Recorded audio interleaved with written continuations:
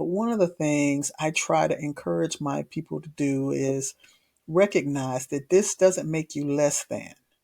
This is not a stain on who you are. This doesn't taint who you are. You having the courage to come and get healthier, that's the best self of you. That's within the better self of you.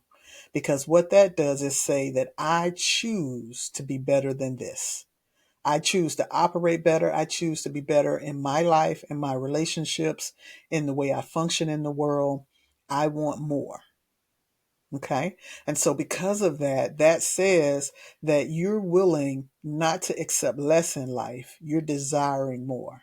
And that's something that whether you choose to keep it to yourself or not, it's definitely something positive in the world, something worthwhile. One of the things that I also try to encourage us to do is look at, some of the spiritual aspects of why it's so important for us to look at therapy as perhaps another option. Well, I mentioned earlier a little bit about being a good steward of ourselves, right? And if, for those of you who are Christian, if you've looked at 1 Corinthians 6 and 19, it talks about the body being a temple. Well, oftentimes, I've heard that passage read in churches where they talk about, don't smoke, don't drink, or, don't bring things into your body that could taint your body or damage your body or harm your body.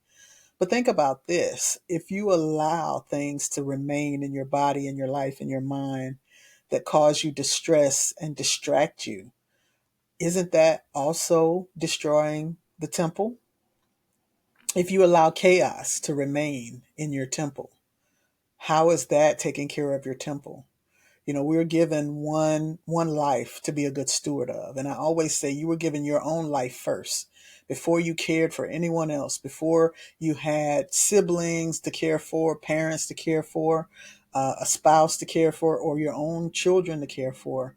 You always had yourself first. That's the first task that God gave you, was be a good steward of the self I've given you.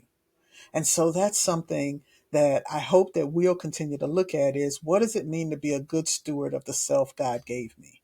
How do I make sure that I am taking care of this life, this body that God entrusted me with? And so consider ways of trying to do that will be helpful. Also, look at Jesus's example. Jesus was one that would not leave someone in dire straits.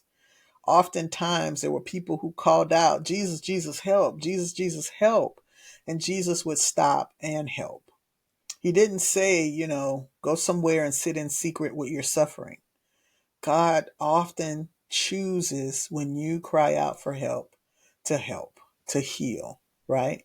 God desires that we be healed and that we be whole. And so this then is an opportunity to be healed and to be whole. The last thing I want to say is that we can't see all of ourselves by ourselves.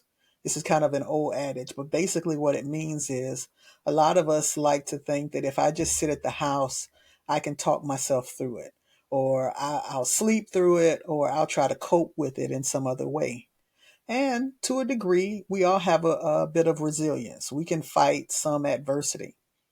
But I often ask folks, would you keep limping if you didn't have to?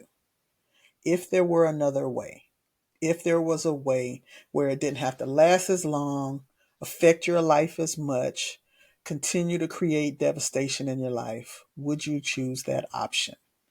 And it's out here. I know that for some, being open and being vulnerable in a space with someone else, thinking that they might judge you or they might give you bad advice, makes people nervous. It makes people a little leery. But I often tell folks it's an opportunity. You're looking for an opportunity for things to be better. Sometimes you may not find the right fit right out the gate. I don't know about you, but I've looked for a physician before and realized, we're not the right mix. We're not the right fit. It doesn't mean I'll stop looking for a physician. It just means I need a different physician. I need to look for someone